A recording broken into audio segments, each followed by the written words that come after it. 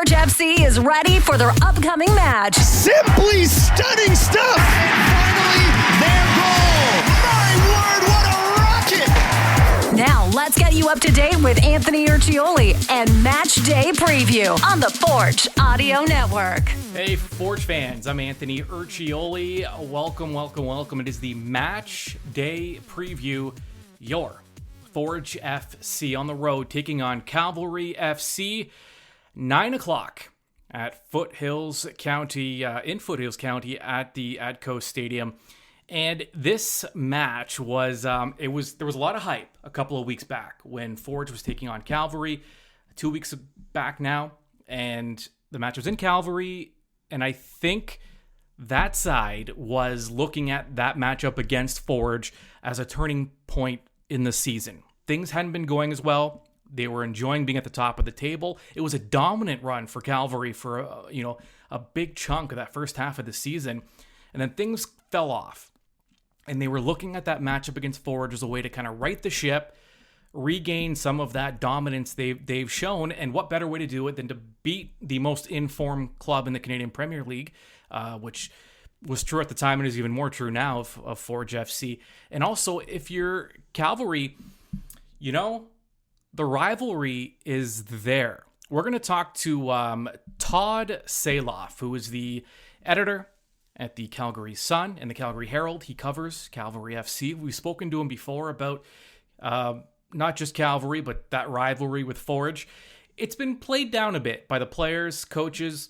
I'm not accusing them of not being truthful. Maybe they do believe that. But I think as fans, it is absolutely the rivalry for Forge FC. You just, two kind of not necessarily opposite sides of the country, but two very different parts of the country. You have Tommy Weldon Jr. and Bobby Smyrniotis, the two coaches who, really gained notoriety through the youth and the semi-pro ranks with the programs, whether it's Sigma or whether it's Foothills out in Alberta, and they ended up creating these feeder teams and programs that feed into their pro club. There's a lot of just parallels, and then they meet, and of course that first ever final, which went to Forge, that was won in Calgary, and it just, the rivalry is there.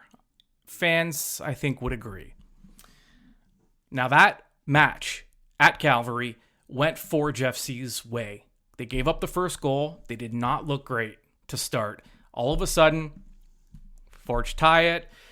Thanks to Pacius, Becker gives them the lead, and now Forge FC ends up coming out with 3 points. And that was, the fourth win of their 6-game winning streak that they're on now? I mean, they've won 6 in a row. They have won 9 of their last 11 league matches. This club is hot, and they're only going to get better this is just a club that gets stronger as time goes on. I mean, anytime you give Bobby Smyrniotis more and more time to prepare his club and to just tinker with some things and to try some things out and discover more things about his club and the individual players on his team, and even individually players are getting better. This club is getting stronger as the year goes on, and there's no signs of that letting up. Not only are they getting healthier now, we're going to hear from Bobby, actually, shortly, because the lineup's getting healthier, which could be scary for the rest of the league. The addition of Jordan Hamilton, who's still trying to find his legs with Forge, you assume he's going to play a bigger role in matches coming up here. You have the Big Six now. I've referred to them before. Borges, Pacius, Chouanier, Welshman, Hamilton, Campbell. That is some 6. Welshman looks to still be banged up. I'm not sure what his status will be for Friday. But, Grant's been practicing. Even Daniel Critson, a guy that we haven't seen all season, he's getting much closer. So things are looking up for Forge, and that could spell bad news for the rest of the league, particularly Cavalry, who really need 3 points in this matchup this weekend. Forge, 35 points. They are at the top of the table. They've played 17 matches. Second place, Pacific, 32 points. They're 3 points back of Forge. They've played one more game than Forge have. Atletico Ottawa, also at 32 points, playing 18 matches. And then there's Cavalry in fourth place, 31 points. They're 4 points back of Forge, and they've played 2 more matches than Forge have. So in terms of the race for if we are thinking these are the top two clubs in the league, maybe not just by looking at the standings, but a lot of people around the league will say these are probably the top two clubs, just in terms of when you just factor everything in. Forge has clearly got the inside track on home field advantage throughout the postseason. A lot of work to do, but things are looking good if you're a Forge fan, with just 11 more matches left for Forge FC. Calgary have another thing to worry about. They're in fourth with 31 points, but they can't necessarily focus too much on Forge because they lost to Valor in their last matchup. Valor is now 5 points back of Calgary with a match in hand. So they are nipping at the heels of Cavalry FC, who cannot afford to drop more points, especially at home. All right, before we go to Todd Saelhof from the Calgary Sun, Calgary Herald, sports editor there, covers Cavalry FC, we're going to talk and get to know Cavalry a little more. Always great to have Todd on. Before we do that, though, let's check in with Bobby Smyrniotis on a couple of things that I thought were interesting. The health of his squad, and just also some of the things that Forge will look to do against Cavalry and some of the challenges they're up against. Here's Bobby Smyrniotis. Yeah, looking ahead to Cavalry, I think we've had a good game there a couple of weeks ago. I believe it was 2 weeks ago with a good result there. And you're going into a place that's traditionally a tough place to play. We've had good success there in the past. I think the biggest challenge you have is you have a team that's got their back to the wall. They've lost four or five. They need to get on the right side of the win column. So we expect a team that's going to be fighting from the first minute to the last, and I think that will make it a very interesting game. I think for us, we just need to stick to our football, our game plan. We did that very well in our last visit there, but I expect a team that's going to be out there, given everything they got to make sure they come out on the right end of this game. Yeah, for the most part, today we started off training, and it was the first time in a while we had all 23 players, in the first parts of training. So everyone is coming along well. Johnny Grant is in full training. The only guys who are a little bit partially out are still Daniel Crutzen and Chris Nanko. But we expect in the next few weeks for them to be fully integrated into training as well. Yeah, and if you want more Bobby, extended interview with Coach from a couple days ago is available now, Behind the Beard. That is available wherever you get, however you get your Forge content, via podcast, YouTube, social media, wherever that may be. Also this week, Focus on Forge made its return. Abu Sissoko and his family's push for clean and accessible water in Mali, where Abu was born. So great content there as well. So check that out. All right. Todd Saelhof joining us, covering Cavalry FC. Let's get to know the opponent a little more. The sports editor at the Calgary Herald and Calgary Sun, covering Cavalry FC. Todd, it's only been a couple weeks. How you doing? It's doing okay. Yeah, hold on. Watching some pretty good footy lately. It's been an interesting season. Yeah, it has. And we did only speak, I think, less than 2 weeks ago now. The schedule the way it is, Forge making the trip back to Calvary. The last time Forge was there, it did go their way. Calvary got the opening goal. What's been the feeling there since that match? I feel like that was one of those matches that maybe could have turned things for the worst if you're Calvary. I guess perhaps. I think we said at the time, Calvary was on a bit of a lull and having some issues, and they still are right now. But they kind of helped themselves out with a win against Edmonton, which just seems to come easy for them, anyways. They've never been beaten by Edmonton. So that game, that Forge game, yeah, if it had, I think it would have really done them a lot of good to win that game. Is it going to hurt them going forward? Not sure it will. I think they'll find their way. I just think that everybody goes through these swoons. Forge had some tough times at the beginning of the year, but they're on like a they're on like a major win streak right now, right? Yeah, they are. And that match was interesting too because I thought, Cavalry started really strong and then they just kind of, I don't know, Forge picked it up, maybe a combination of Forge picking it up and Cavalry maybe dipping a bit in their play. So when you look at the table now, they're in fourth place. Valor, that matchup with Valor was pretty big, right? Because Valor That one, really needed that one. that one hurt. That's the one that if there's going to be an issue, that's the one that there's going to be an issue. I mean, Valor's coming up the ranks here pretty strong, but again, I mean, teams go through these swoons and they go through these long stretches where they have some winning streaks. So, I mean, we'll see what happens. I mean, one of the top four, likely the way this season's gone, one of the top four now is probably going to have drop a little bit. So we'll see what happens there. Yeah. You mentioned that I think we talked about this last time, and the Battle of Alberta hasn't quite been much of a battle. And you alluded to it earlier when you said, I mean, Edmonton hasn't won at all. What do you think, though? I mean, would that rivalry just help in maybe the interest gets up a little more in Edmonton if that rivalry's there? It'd be good for both sides, I would think. Do you think that would do a lot for football in Alberta if those two can maybe at least get some competitive matches in? I think it would, but I think Edmonton just needs to win. It doesn't matter who they're beating or who they're winning. I mean, I think we mentioned on the last podcast as well.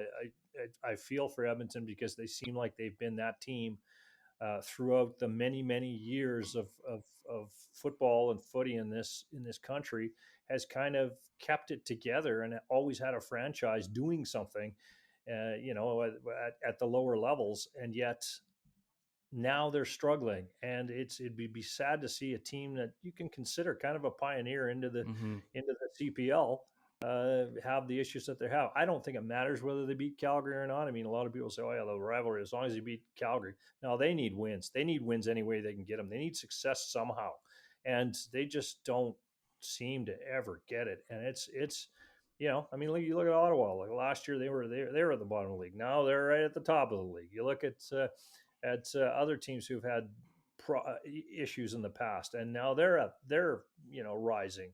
Edmonton's got to rise. They have to rise soon, or else there's going to be some real issues up there. They may have already lost the fan base up there, and I hope that's not the case. Yeah, no, it's the league is small enough now where you're kind of rooting for every club, even rivals, because the more strong clubs you have, the better it is for the league as a whole. It's not to sound corny, but this whole like we're all in this together type thing, it's still in play with the Canadian Premier League because we want to see the league grow. Yeah, and when you talk about Cavalry, there's already this big rivalry with Forge. There's Right. already this big rivalry with Pacific FC. I mean, those are two huge rivals for them, and you may not even consider in Hamilton. I'm not even sure you would consider consider the rivalry with Cavalry as being something big because you always beat us you always beat this team in the when it counts. So to me, that's not really much of a rivalry. It's you are our nemesis. That's what it is. It's we can't beat you when it matters. So I'm not sure there's a rivalry per se there. On paper, yes, it is, but it's kind of like the whole thing stemming back to, did the Ottawa Senators and the Toronto Maple Leafs have a rivalry for years? Not really, because Toronto handled them all the time. What were people in Toronto saying? We don't care about Ottawa. Shoo, go away. Right? Yeah, So, I'm on the Bruins side of the Habs Bruins rivalry, and I can tell you it wasn't much of a rivalry for a while there with Montreal. So I get exactly what you're saying. And the rivalry with Forge and York hasn't quite been there because York hasn't played in a ton of meaningful matches either. It's Forge, the last time they played, talking to Bobby Smyrniotis and Kyle Becker and talking about this rivalry with Calgary, and they played it down like it's not a big deal, it's just another match. But that was the first time they had been there since winning a title. And after Forge took the lead in that game and Becker scored the goal, the wave to the fans, you feel like there is a little more there than what they're letting on, that the rivalry is still pretty hot. I mean, Becker is just a cavalry killer, right? So I mean, he can say what he wants, really, and get away with it because he backs it up every time he plays. And he can, if he wants to just say, hey, you know what? It's just another game. It's just another team. I don't believe that. I don't think anybody believes that. But the guy can say what he wants. He does everything he wants, and is always a factor in these games. Can you talk a little bit about the Cavalry, the lineup this season? Some notable players have been missing. I don't know.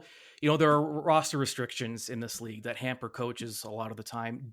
Has Cavalry really been affected, do you think, by some of the injuries and the departures? Well, I don't. I think it was, to me, Cavalry last year had a tough time with chemistry. They didn't really. They made a wholesale change with a lot of their lineup, and I think it took them a year really till this year to kind of get on the same page, at least offensively and defensively. They've been pretty good about it as well. I think last year's departures were a bigger deal than this year's departures. Guys losing guys like Zator. Um, Ledgerwood's gone this year. That's a big deal because he's a big game dude in the middle of the field. And yeah, okay, he's the real big loss departure as far as a departure goes. As far as offense goes, they've got they've got more boots. They've got better strikers. There's guys that can be counted a lot more. I mean, you bring in guys like you've got more out of this year out of Moosey and Joe Mason. When Peppel was in, he was great. I mean, the loss of Peppel hurts right now because he was on such a hot string that they're really, really trying to find his boots and try who can replace him. But generally, you know what? Their offense is better. There's more chemistry there. If Fraser Aird is not in the lineup, that's a big loss for them.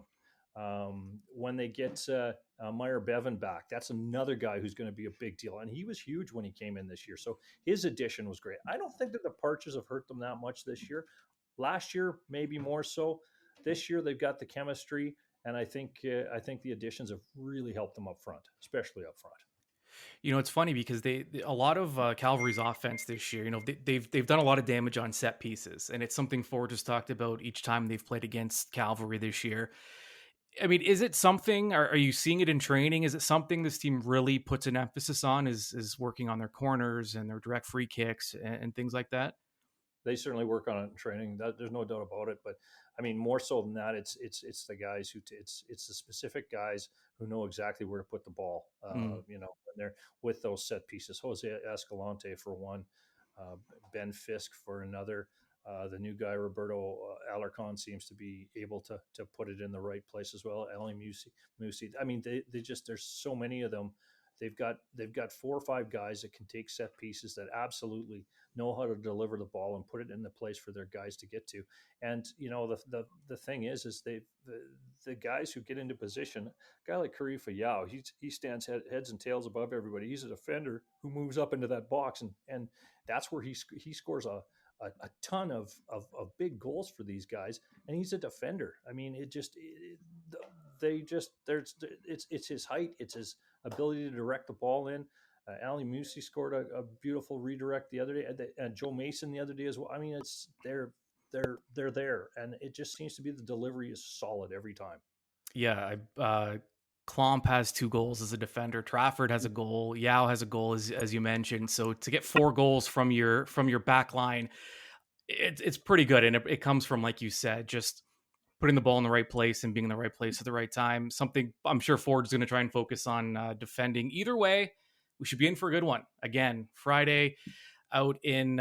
actually, I was going to ask you too, soccer, we've talked about soccer and the appetite for Cavalry and the sport in general. What about the youth, the semi-pro leagues, the youth leagues, women's soccer? Is it a sport that's growing in general in that part of the country? I would say it is, but I think if you, I'm one of these guys who goes back a number of decades, and every year I've heard that, soccer's on the increase and soccer's on the rise. And I've heard that for 40 years or 50 years back when I was a little tyke playing. Mm-hmm. You know what? Sure, it might be on the rise. It's always on the rise. It always seems to be. Is it the fastest growing? Not sure. I'm not the guy who takes the data points off of that. So I will always say that, it's always strong. There's no doubt about it. Has it gotten a little more awareness in the last few years because of Cavalry? Absolutely. There's no doubt about that. And it's helping, the Foothills team here the women's team here.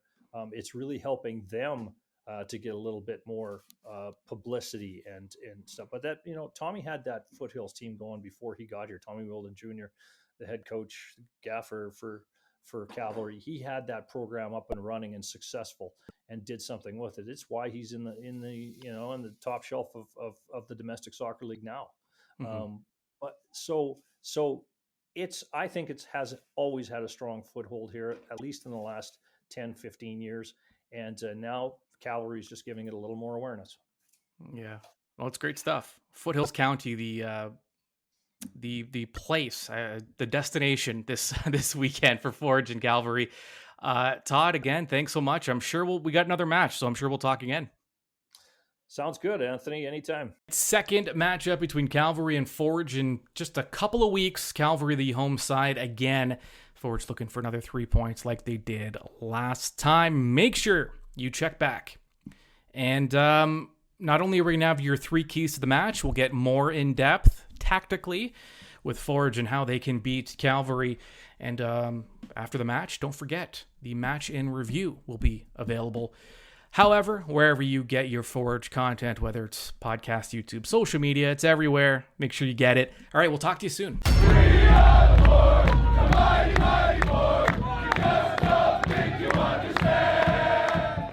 Forge FC is ready for their upcoming match. Simply stunning stuff. And finally, their goal. My word, what a rocket. Now, let's get you up to date with Anthony Urciuoli and Match Day Preview on the Forge Audio Network.